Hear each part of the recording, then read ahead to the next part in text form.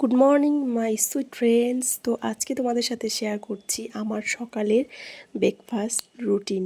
তো সকালে যারা প্রেগনেন্ট আছো তাদের জন্য আমি সাজেস্ট করব সকালে কোনো কিছু বীজ, যেরকম এখানে আমি অনেক কিছু মাল্টি বীজ নিয়ে নিয়েছি, সেটা নিয়েছি, সাথে ডিম নিয়েছি, কলা নিয়েছি, আর নিয়েছি কিশমিশ আর খেজুর।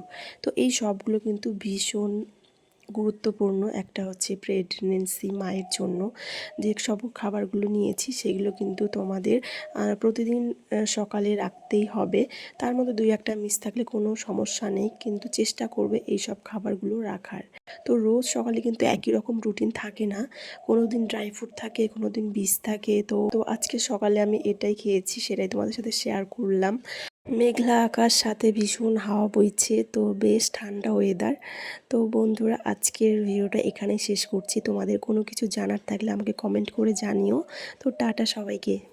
ততক্ষণ সবাই খুব ভালো থেকো, সুস্থ থেকো।